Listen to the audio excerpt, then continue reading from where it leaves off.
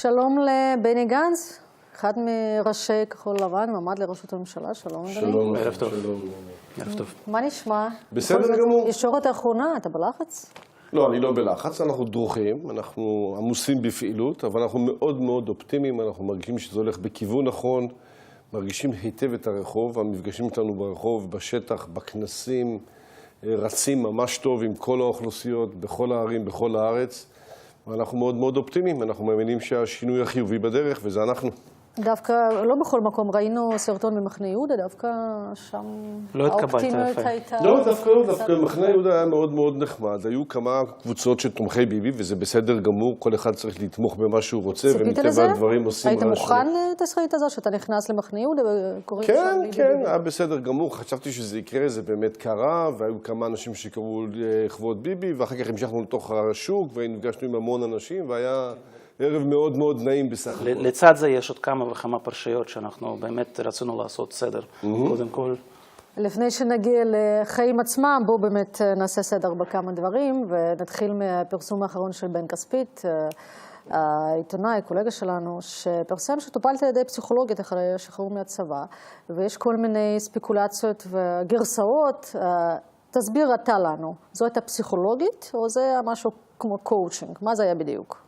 ומה הייתה המטרה? למה פנית אליה? מדובר ביועצת ארגונית שמלווה אותי מזה כמה שנים מאז שהשתחררתי מהצבא, בכל התהליכים שאני עושה, הן בעסקים, הן בפעילות החברתית שלי, ועם הכניסה שלי למערכת הפוליטית. אני רוצה שתשימו לב ותשפטו אתם בעצמכם. האם לא נכון שמנהיג שאמור לרכז מערכות כל כך גדולות, לא יהיה מספיק נבון לעצור לרגע, לשקול דברים, להתייעץ עם אנשי מקצוע, זה לא בושה, ולהסתכל בצורה רחבה על הדברים. אז מדובר ביועצת ארגונית, לא בפסיכיאטר, לא בכדורים, ולא בטיפול משום סוג שהוא. לא היו אמרתי, כדורים. במקומות האחרים, הכדורים היחידים שאני מכיר זה 5.56, 7.62, ואני מתנצל, יש גם 9 מילימטר. טוב, אני לא אז מכירה. אז זה לא באמת זה. נדבר על רמת הלחץ. יאיר לפיד התראיין היום לגלי צה"ל ודיבר שהוא ישב בכמה וכמה ישיבות איתך ועם בנימין נתניהו, והוא לא רוצה לפרט כשדובר באמת על סוגיות שהיו קשורות לסוגיות הביטחון, באמת איך בנימין נתניהו עמד ברמת הלחץ. אתה יכול קצת לחשוף לנו? האם הוא עמית? האם הוא... תראה, אני בטוח שיאיר לפיד לא רצה בעצמו לפרט ובצדק מה קורה בתוך חדרי הקבינט, בתוך מצבים קונקרטיים, בלי לרדת לגופם של דברים. הפיל עליך. אני אומר לכם ככה, בשיא הרצינות, אני באמת זוכר הרבה מאוד אירועים שירו עליי והפציצו אותי, ואני אכלתי תפוזים בשלב הזה ונתתי פקודות בקשר ולא קרה שום דבר. גם בפעילות שלי כמפקד בשטח וגם בפעילות שלי בתפקידים שונים וגם בתוך הקבינט. עכשיו יש שם רגעים מאוד מאוד מעצבנים של פוליטיקה בתוך הקבינט, שאתה עדיין נשאר רגוע, ויש אירועים קשים במלחמה, אנשים נפגעים, יש דיווחים קשים. אני חושב שאני התנהלתי לאורך כל הדרך בקור רוח, הרגעתי את מי שצריך להרגיע, אין מה להיכנס להיסטריה. את מי צריך להרגיע? יש כל מיני אנשים, אני לא אכנס לתוך הקבינט ולתוך הדיונים בקבינט. אבל היו מה כאלה שאני אומר, באמת שהרגעת יש גם אותם? כאלו, יש גם כאלו. אני אומר עוד פעם, ניהול מדינה דורש קור רוח, שיקול דעת, אחריות. ניהול מדינה בקבוצה שדורש להקשיב אחד לשני, להתייעץ אחד עם השני, לשמוע מספר דעות ולהחליט בסופו של דבר החלטות. אני מצוין בזה. מה ההבדל בין לנהל מטכ"ל למשל ולנהל ארגון פוליטי, מפלגה? תראי, ברור שבתוך הצבא יש משמעת שהיא נגזרת כתוצאה מזה שיש אחדות משימה, ולכן כביכול זו מערכת יותר פשוטה. ובכל זאת, אני מציע לאף אחד מאיתנו לא לשכוח. הצבא זה ארגון ענק. יש למעלה מ-20 אלופים שלכל אחד מהם יש את האינטרס שלו, את האילוצים שלו, את הצרכים שלו. אתה נדרש כל הזמן להחלטות בין א' לבין ב'. זה לא באמת עניין קטן, זה לא רק מה אתה עושה בצריף של החיילים בלילה, אלא זה באמת ארגון גדול ומשמעותי. צה"ל גם נוגע בכל אחד מרבדי החברה הישראלית. אבל עכשיו אתה לא בצה"ל. הוא לא, אנחנו משווים את זה פשוט לפוליטיקה. אנחנו צריכים לגעת בכל הגזרות, בכל האזורים, בכל התחומים. הם לא רק נושאים צבאיים משימתיים, מבצעיים, אלא הם גם נושאים כלכליים, הם נושאים חינוכיים, הם נושאים תקשורתיים, ולכן כשאתה מנהל ארגון כל כך גדול, והוא הכי גדול במדינה, זאת תחנה יותר גדולה. אני מבקש להזכיר לכם שרבים מהחברים בפוליטיקה הגיעו לתפקיד שלהם כשיש להם רבע מהניסיון שלי. אפילו זה לא היה להם. וכשאני מגיע מהארגון הכי גדול במדינה, אני אגיד לך איפה לא היה לך ניסיון. עכשיו, פוליטיקה זה באמת עניין אחר, וצריכים להתעסק איתו וללמוד אותו, ואני מודה שאני חדש, אבל אני מנהיג, לא רק פוליטיקאי, וזה מה שהמדינה צריכה. המדינה צריכה, תרשו לי להגיד לכם, המדינה צריכה שיעמוד בראשה מנהיג, אחראי, שקול, מנוסה, שרואה את טובת האזרחים. לא את הפוליטיקה הקטנה שבתוכה הוא עסוק, את טובת האזרחים. זה מה שחשוב. קיבלנו. בצה"ל, בשונה מהחיים, לא מנהלים למשל קמפיין הבחירות. היית מוכן שקמפיין הזה ירד לפסים ממש אישיים, מאשימים את אשתך, את אחותך, מחסום וויץ', מה לא אומרים לא עליך וגם על בני משפחתך. היית מוכן לזה? כן. כואב לך? זה השקרים האלה שהליכוד ובנימין נתניהו מאפשר להם לרדת אליהם, הם שקרים בלתי נסבלים, חמורים ביותר. אני חושב שזאת התנהגות לא אחראית. מה למשל היה שקר? אני חושב, הכל שקר. להגיד שאשתי בקשר לטלפון? רגע, בקשר לטלפון להגיד שאשתי שלך? במחסום ווץ', להגיד שאחותי במחסום ווץ', אחותי למעלה מגיל 70, נכה, בקושי הולכת 100 מטר ברציפות, לספר עליה סיפורים כאלה כשאין בינם לבין המציאות שום דבר, להכניס כל מיני שקרים מהסוג הזה, כולל בפרסומות. אני בעד 90,000 אנשים, אני בעד הסכם הגרעין האיראני, הרי ההסכם הזה נחתם אחרי שאני בכלל עזבתי את הצבא, מאיפה השקר הזה בכלל מגיע? אני התייחסתי להסכם הזה אחרי שהוא נחתם, כשלא הייתי בכלל חייל, אבל כל דבר נכנס לתוך הקמפיין. ומה הטעות שעושה מר נתניהו, ואני מקווה שהאזרחים יזכרו לו את העניין הזה. יום אחרי הבחירות, יש פה מדינה שלמה, אין פה מפלגות, אין פה חלקים, אין פה קהילה רוסית וקהילה אתיופית וקהילה כזו וקהילה אחרת, יש פה מדינה שלמה, על כל החלקים שלה. אני מתכוון לשרת את כל אזרחי מדינת ישראל, לא רק את אלה, או רק את אלה, או רק את אלה, או רק את אלה, ולכן אני לא ארד למקומות הנמוכים האלה. אם כבר הזכרת בקבוצות ודוברי רוסית בין היתר, אני זוכרת את הטקס, הכנס הראשון של חוסן לישראל דאז, לפני ש... עוד לפני החיבור. עוד לפני החיבור, כן. והייתי שם וסיקרתי, ואני זוכרת איך שאתה אמרת בין היתר, שהנה הנבחרת הכי טובה שקיימת כיום בארץ. ולא היה בנבחרת הזאת ולא דובר רוסי אחד. מה שאתם קיבלתם בסופו של דבר זה יואל רזבוזוב המקסים, אבל זה בעצם מה שאתם קיבלתם בחבילה עסקית, מה שנקרא, חבילה כוללת מיאיר לפיד. אז זאת אומרת בעצם שאתם לא רואים במיליון יוצאי ברית המועצות מה שיש בין הדברים הכי טובים שקיימים בארץ. אנחנו רואים בעולים מברית המועצות לשעבר נכס גדול מאוד למדינת ישראל. למה לא הזמנת לדבר רוסית? אני סבור שהעלייה הזאת למדינת ישראל נתנה לנו עושר בלתי רגיל בהרבה מאוד תחומים, תחומי מדעים, תחומי מוזיקה, תחומי תרבות, ובכלל בתוך הפעילות ראיתי המון בצבא, פגשתי המון אנשים ששרתו לאורך הדרך ואנחנו מאוד מאוד עשירים. בתוך הרשימות שלנו יש אנשים ממגזרים שונים, אבל לא מכל המגזרים. אבל אם זה מגזר חשוב, אם זה מגזר גדול, יכול להיות שהייתה טעות. בכל המגזרים, ואני מאוד מאוד שמח שככל שהתרחבנו על ציר הזמן, גם אנחנו, ואחר כך תלם ויש עתיד, וביחד בסוף כחול לבן, ויש לנו היום ייצוגיות מאוד מאוד יפה. אני משוכנע שעם השנים, שנהיה טיפה יותר ממוסדים, ונקבע כל מיני קריטריונים, אז אולי זה יראה טיפה אחרת בצורה המובנית מראש. אבל אני רוצה להגיד לכם עוד דבר.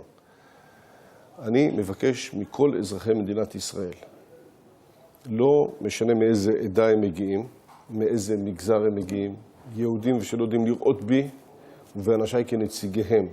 אני לא מתכוון לזה מפה ולחוץ, אני מתכוון לזה, ממש מתכוון לזה. תגלה לנו רגע איך התקבלו החלטות. עוד טרם אתם התייחדתם עם יאיר לפיד, ישבת אתה כיושב ראש מפלגה, עם מי בעצם, ואיך אתם החלטתם? בואו ננהל משא ומתן עם נציג של מגזר מסוים. איך בעצם אתם לא הגעתם לנציג של המגזר הרוסי? אתה החלטת על דעת עצמך, או שאתה התייעצת עם טל אלכסנדרוביץ' ובן חורי. איך זה הלך בהתחלה? אני נפגשתי, הקמת המפלגה הייתה באחריותי, עם צוות חברים שעבדתי, אני נפגשתי עם אנשים, גם מהמגזר הרוסי. נפגשת? נפגשתי, אני לא נכנס פה לשמות? לא, ברשותך, לא נכנס לשמות.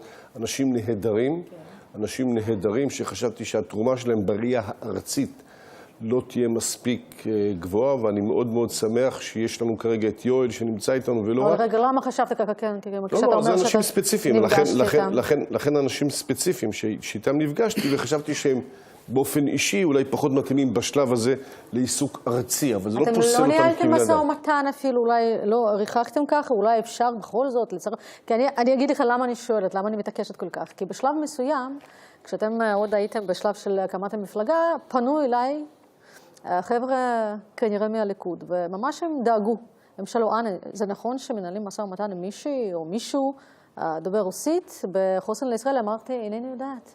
אני שמעתי שמועות כאלה, ובסופו של דבר הסתבר שאין ולו באמת דובר רוסית אחד. חשבתי, א', חבל שלא הכרתי אותך, חנה, זה היה יותר טוב, אולי היינו פותרים את העניין הזה אחרת, והייתה לי גם אשת תקשורת וגם דוברת רוסית, וכל מה שאני צריך במכה אחת. עסקת חבילה שלמה, אבל באופן ענייני. אנחנו מפלגה חדשה, רק עכשיו יצאנו לדרך. לא הכל מושלם אצלנו, אנחנו נמשיך ונשתפר עם השנים.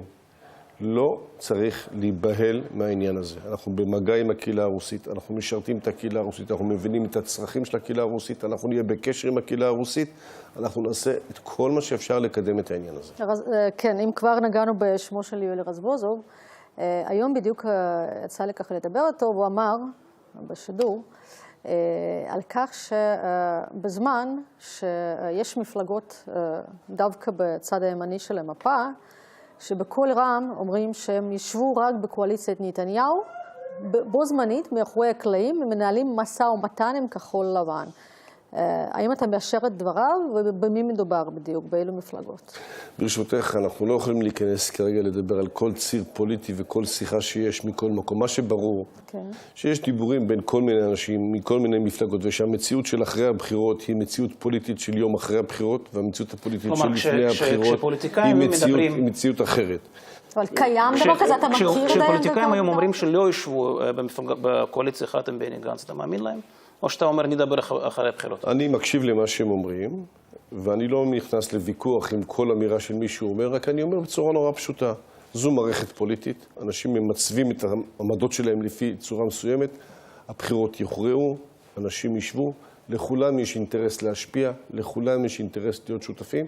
אני מניח שנוכל לראות את התמונה היותר מדויקת אחרי הבחירות. גם אתם מנהלים קמפיין בחירות, ועניין הצוללות עלה בעצם ביוזמתכם.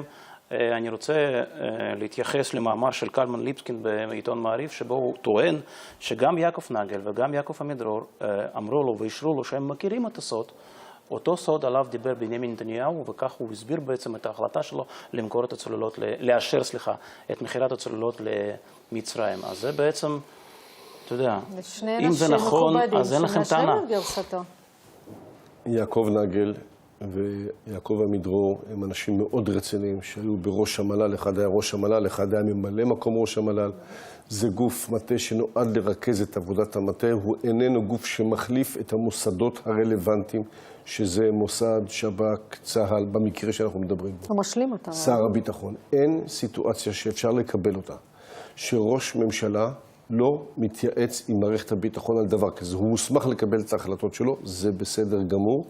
אין סיטואציה, לא יכולה להיות סיטואציה שהוא לא מקיים התייעצות שכזו. אבל בעצם הפרסום הזה סותר את גרסתכם, אתם טוענים שבכלל לא קיים הסוד הזה, שעליו נתניהו מדבר כל הזמן. הוא לא סותר את גרסתנו, אין שום סוד, שום סוד, שום סוד. הם אומרים שכן, יש סוד. שום סוד, הנה אני חוזר ואומר לך, הם משקרים? שום סוד. נגל ועמידרור משקרים? אני לא מתייחס למה שהם אומרים, אני מתייחס למה שאני אומר. כדי שאנחנו נבין. אתה אמרת שמדובר באנשים רציניים. הנה אני אומר לך, רמטכ"ל לשעבר, שמכיר היטב את כל סודות מדינת ישראל. אין סוד של מדינת ישראל שראש הממשלה לא יכול לחלוק אותו עם שר הביטחון והרמטכ"ל שלו. אין סוד כזה. והחלטות אסטרטגיות כאלה שמוטלות בצדק על ראש הממשלה, הוא צריך לקבל אותם תוך שהוא מתייעץ עם הגורמים האלה. לא תוך שהוא עוקף אותם ומסתיר אותם, לא משנה תהיה הסיבה אשר תהיה. ולכן הטענה שלנו, שעסקת הצוללות המתקדמות שאושר לגרמנים על ידי ראש הממשלה, ללא התייעצות עם הגורמים הביטחוניים, זה אירוע חמור ביותר. כשהוא עשה את זה מבחינתכם, למה? לטובתו? זה צריכים לשאול אותו. אני מאוד מאוד מקווה שלא נגלה פה שום קשר לדברים אחרים. טוב, בואו נעבור באמת לשלב אחר בחייך, השלב העסקי, כשייסדת את המימד החמישי. המשקיע המרכזי בחברה שלך, ויקטור וקסלברג, הוא אוליגרך רוסי.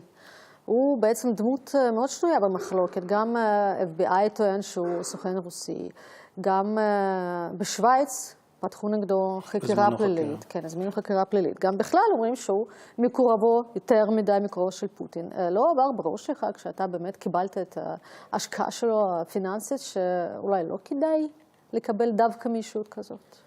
אתה הכרת כל הרקורד שלו? חברת המימד החמישי הייתה קיימת לפני שאני הצטרפתי אליה. ההשקעות של ויקטור וקסלברג באמצעות הקרנות הרלוונטיות ודרך קרן אמריקאית בחברה קרו לפני שאני הגעתי. להשקעות האלה היו כבר נתונות בתוך החברה, וכל ההתפתחות השלילית שעליה את מדברת, שבסופו של דבר הייתה לה השפעה גם על קצה חייה של החברה, קרו רק לאחר מכן ולא כשהצטרפתי. כשהצטרפת אתה למדת את הרקורד? אני למדתי את הרקורד, והדברים האלה לא היוו בעיה בנקודת הזמן שבה הצטרפתי לחברה. אתה ידעת שווקסלברג הוא בעצם הכסף שלו? אני ידעתי ש-CNTP קשורה בשתי צעדים אחורה לוויקטור וקסלברג, אבל זו קרן אמריקאית ולא קרן רוסית. אתה מכיר אותו אישית? אני לא מכיר אותו אישית. אוקיי, ואת אלשיך אתה מכיר אישית? אתם חברים?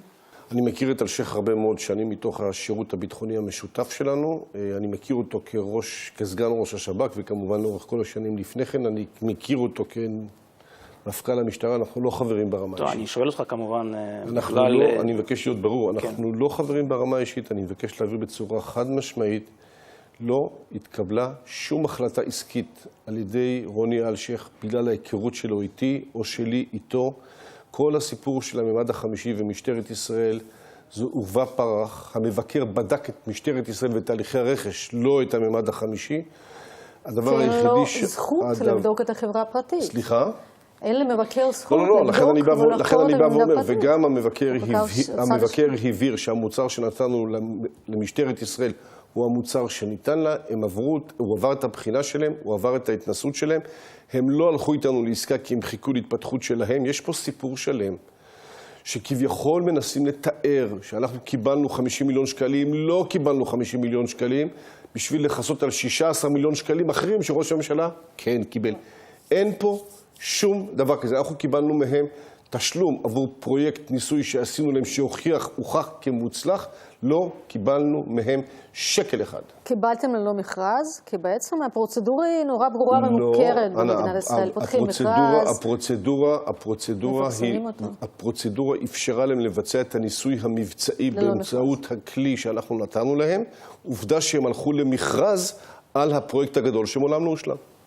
שאלה אולי יותר נוחה, אני רוצה לשאול אותה. התופעה הזאת של גנרלים שפושטים את המדים והולכים לפוליטיקה היא די שכיחה במחוזותינו, ובעצם מתקבלת על הדעת בהתחשב בתנאים שבהם אנחנו חיים, אנחנו גרים. עכשיו, אתה החלטת, אחרי שאתה היית רמטכ"ל, להיות מועמד לראש הממשלה. עכשיו, כל אחד שרץ לכנסת בעצם מדבר על כך שהוא רוצה את טובת המדינה, וזה בסדר, מאוד ברור, לגיטימי. אבל יש את הדחף הזה האישי. מה בתוך הדחף הזה? באמת, אתה יודע, הרצון להיות בפרונט, או חסר לך קצת אותה רמת הלחץ שהייתה לך, למשל בצבא? עכשיו אתה, כן, עכשיו אתה יודע, בחושה, אולי אתה מחפש את זה. כן. טוב, קודם כל, אני מאוד נהניתי מהשירות הצבאי שלי. אני חושב שהייתה לי זכות גדולה לשרת את מדינת ישראל. היו לי הרבה רגעים קשים, אבל גם הרבה רגעים טובים בתוך השירות הצבאי שלי, ואני בגדול זוכר את השירות שלי מאוד מאוד לטובה. אז באמת, אני מרגיש זכות מאוד מאוד גדולה. אני חושב שאנחנו צריכים לרצות שאנשים ששירתו בצבא ואספו כל כך הרבה שנות ניסיון במה שמדינת ישראל צריכה, בטח בצד הביטחוני, אבל לא רק בצד הביטחוני, אלא בהיבטים נוספים, כולל ניסיון מנהיגותי וניהולי, זה נכס שהחברה הישראלית רוצה לשמר אותו. רק שלא כל הרמטכ"לים הצליחו. לא כל הרמטכ"לים הצליחו, אני לא אומר שכל אחד מצליח, ואני לא חושב שזה העניין. אני חושב שזה טעות גדולה לא לתרום, שהמדינה לא תתרם ממה שאנשים אספו לאורך השנים בשירות לכבודה. וזה נראה לי מאוד טוב שאנשים כמוני וחברים אחרים שלי, שבאמת שירתו את המדינה לאורך כל כך הרבה שנים, ואספו ניסיון כל כך גדול, ימשיכו לשרת את המדינה. עכשיו, יכולתי לשבת בנוחות בעסקים שלי, והממד החמישי לא הייתה הדבר העסקי היחידי שעשיתי, היה לי מישור עסקים נוספים. עוד חברות? הייתי יכול, כן, הייתי מעורב בהרבה מאוד, בעוד חברות נוספות, לא רק בממד החמישי כולם. כלומר, השקעת בחברות נוספות? לא השקעות גדולות, אני לא איש ממון רחב, אבל אני מעורב בפעילות עסקית נוספת. הייתי מעורב בפעילות עסקית נוספת. ומה שאני רוצה להגיד זה שאני בחרתי לעזוב את מרחב הנוחות שלי בשביל להמשיך לשרת את החברה בישראל. יש לי את כל הכישורים לעשות את הסיפור הזה, לא רק שאכפת לי, אלא יש לי את כל הכישורים לעשות את הסיפור הזה. ואני מאמין שאני אוביל את מדינת ישראל בצורה נכונה. זה באמת אמביציות? או זה כמו אמביציות אישיות? בכל אדם יש אמביציה אישית להמשיך ולהתקדם ולתרום, אבל אני אומר לכם עוד פעם, יש לי 4 ילדים, לכם אני לא יודע, יש או אין ילדים ומשפחות וכו'. אני מסתכל על מה יקרה כאן. זה לא רק שאלה כמה כסף אתה מוריד לאנשים ומוריש לאנשיך, אלא איזה מדינה תהיה פה, איזה חינוך יהיה פה, איזה תשתיות יהיה פה, איך יראה פה יוקר המחיה, איך ההורים המבוגרים שלנו זוכים לחיות בכבוד, כמה זמן צריכים להמתין בתור בבית החולים. לי אכפת מהמדינה. כשאני רואה מי שהייתי באשדוד אפרופו, ניגשת אליי אישה, יוצאת ברית המועצות, ובעברית קלושה, אבל ממקום מאוד מאוד כואב, פשוט בוכה לי. תדאג, אני לא מצליחה, לא לילדים שלי ולא לכל דבר. אז פתאום מגיע בן אדם שאכפת לו, זה אני, עוד רבים אנשים אחרים טובים סביבי שאכפת להם באמת. אנחנו נמצאים היום בסיטואציה, תשימו לב מה קרה. בנימין נתניהו, 13 שנה ראש ממשלה.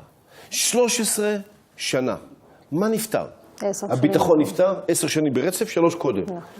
הביטחון נפטר, הכלכלה השתפרה בעיניו של הבן אדם הפרטי, בית החולים השתפר בעיניו של הבן אדם הפרטי, הרווחה שלו השתפרה בעיניו של הבן אדם הפרטי, האנשים המבוגרים צריכים עכשיו להוריד להם מדמי המחיה שלהם, כך וכך שקלים, זה נשמע לנו סביר, 10 שנים.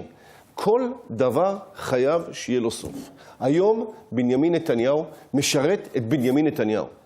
אני רוצה לבוא ולשרת את ההורים שלך ואת ההורים שלך ואת האנשים עצמם. זה מה שאני רוצה לעשות, לא לשרת את עצמי. טוב, ההורים שלי אתה לא תשרת, הם גרים בחו"ל, אבל... כן, זה הכוונה. מאוד קל לבקר את בנימין נתניהו. לא, הוא עושה גם הרבה מאוד דברים למדינה, אבל כל דבר הגיע סוף. בכל הקשור למצב ברצועת עזה היום, באמת מאוד קל לבקר אותו, כי כל מה שהוא לא יעשה עכשיו עלול להתפרש כמשהו שמשרת אותו אישית. יפתח במלחמה, הוא רוצה עכשיו להראות לכולם שהוא גבר. לא יפתח במלחמה, הוא מפחד מחמאס. אנחנו ימים ספורים לפני הבחירות. עכשיו, אני למשל לא שמעתי מאף אלוף בצה"ל שעכשיו נמצא בפוליטיקה, מה אנחנו אמורים לעשות שם. הנקודה הזאת היא נורא נכונה, אבל תשים לב לתקלה הכי גדולה. מה שנתניהו צריך לשאול את עצמו, זה איך הוא לא לקח את ההישגים בצוק איתן, שאני כרמטכ"ל, בוגי כשר ביטחון, ואפילו הוא כראש ממשלה, הבאנו 3.5 שנים של שקט מוחלט, כתוצאה מצוק איתן, בהפעלת כוח אדירה שעשינו, במחיר כואב ששילמנו. שניכם הייתם בזמנו לפני 4 שנים, בעד לעצור את המבצע, כי אמרתם שמה, אנחנו רוצים לכבוש את עזה, ממש לא. לכן, אני אומר עוד פעם, אבל הנקודה שהייתה, שהגענו למצב של שקט מוחלט. לא היה כלום במשך 3.5 שנים. גם בזכות נתניהו, שראש הממשלה ב3.5 שנים, שהוא היה צריך מסיום המבצע, לנצל את הזמן בשביל להגיע להסדרים אחרים שירחיקו את הצורך במבצע אחר. כגון, אפשר לפרט? תשתיות וכל הדברים שדיברנו קודם. עכשיו, מה צריך לעשות בעזה? איזה הסדר? מול מי? לא, זה נורא חשוב. הסדר מול מי? מול חמאס? אני עונה לך. הנה אני עונה לך. הפעילות מול עזה צריכה להתבסס על כמה נקודות נורא עקרוניות. קודם כל, לא משלמים פרוטקשן במזוודות לאנשים שזה לא מגיע לקצה. כששילמנו לפני כן כסף ועשינו העברות כספיות לעזה, זה היה באמצעות ארגונים בינלאומיים, עבור פרויקטים מזוהים, והכסף הלך למי שצריך ולא פרוטקשן לטרוריסטים. לא, רגע, נטען שהכסף הולך לצרכים הומניטריים לגמרי, תשתיות, משכורות. כשהוא הולך דרך השקעות בינלאומיות, הוא הולך לאן שצריך, וכשהוא הולך במזוודות, הוא הולך למקום אחר. משלימים את הכספים הוא הולך במזוודות, הוא הולך למקום אחר. כשהוא הולך במזוודות, הוא הולך למקום אחר. היית לא משלם? לא מאפשר לקטר מחנה להכניס את הכסף? היינו מעבירים כסף בצורה אחרת. הדבר השני שהיינו עושים, עשינו את זה בעבר. בצורה אחרת איך? היינו העברות העברות בנקאיות באמצעות ארגונים בינלאומיים אל מול זיהוי גם של דרך מקורות רשות קצה. הפלסטינית שברגע זה כבר קרה בעבר. אנחנו יודעים לעשות את זה, זה לא צריך להמציא את זה. כן. הדבר השני זה מדיניות התקפית. ברגע שאתה לא מגיב בחומרה על תקיפות שעושים לך, אז זה לאט לאט מדרדר את עצמו, ולכן היה צריך לעשות פעילות התקפית, לקטוש ולתקוף כל הזמן, ולא לתת לטרור להתפתח. מפריע לי שאף אחד לא אומר בעצם מה בקצה. מה בעצם התוצאה שלי אתם רוצים מה להגיד? שאתה אומר, זה בעצם מה שקורה, מגיבים. תיתנו לי בבקשה, השאלות שלכם מצוינות, תנו לי דקה להסביר את זה ברצף. 1, לא משלמים פרוטקשן. 2, עושים פעילות התקפית, קודשים אותם עד שהם אומרים די. 3, דואגים כל הזמן ליישובי העוטף, כי אי אפשר לשים בצד שלנו השקעות נמוכות, ואז כשיש משבר לנסות לפתור אותו כל פעם מחדש, אלא צריכים לתת להם תמיכה שוטפת, והם לא נמצאים שם בתוך השטח. 4, לקשור צדדים מדיניים שלוחצים על רצועת עזה באמצעות ממשלות שנמצאות מסביב. ו5, אותם תשתיות פיזיות שצריכות לשפר את המצב ברצועת עזה ולייצר אצלהם מחירי הפסד. עם מי אתם מנהלים משא ומתן? עם אבו מאזן שירצה או לא ירצה לחזור לעזה עם חמאס? הנה עובדה שעכשיו עושים הסדרה, והחמאס דיברו באמצעות המצרים עם גורמים אחרים, אז יש קשרים ויש יכולות להגיע אליהם. כל מה שאני רוצה להגיד לכם, זה כאשר לא עושים כלום במשך 3.5 שנים, אז זה מגיע למקום שבו צריכים להפעיל את הכוח עוד פעם, וחבל. בני גנץ, שאלה כושלת מלכתחילה, אבל בכל זאת. שאלה מה? קשה. קשה. לא קשה, אני אומר, זה כאילו, זה תמיד כישלון עיתונאי. כי למה? כי התשובה ברורה מראש. לא, אתה לא מנצר ב10 באפריל. אתה מוכן להיות חבר באופוזיציה, ראש האופוזיציה, אבל עדיין אחד מחברים שיושבים על ספסלי האופוזיציה. אופוזיציה בלי תקציבים, בלי כוח, בלי שום דבר. אני באתי לשרת את... זה ברור, למה אני אמרתי שזו שאלה? לא, אז אני עונה לך באמת בשיא הרצינות. בתסריט השלילית. 1, אני אנצח. 2, 1, אני אנצח. ואת תראי, אני אמשיך לשרת את מדינת ישראל. אני לא באתי לקייטנה אישית. אני באתי לשרת את מדינת ישראל וכל אזרחיה. אני אעשה את זה מכל נקודה שאני בכל מצב, אתה נשאר, אתה לא עוזר. אני אשרת את מדינת ישראל מכל סיטואציה שבה אמצא, בשביל זה באתי. בני גנץ, תודה רבה. רשמנו, תודה רבה. תודה רבה לכם. בהצלחה. תודה.